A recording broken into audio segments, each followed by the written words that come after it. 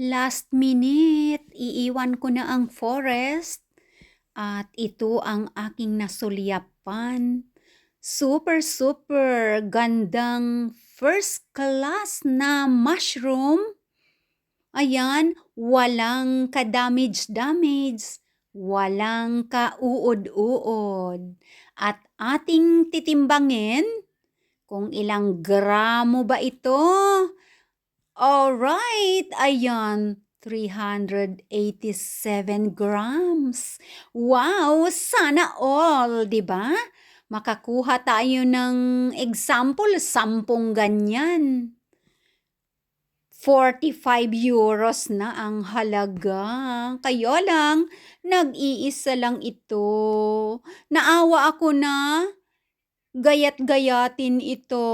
Pero, ayan siya, so beautiful.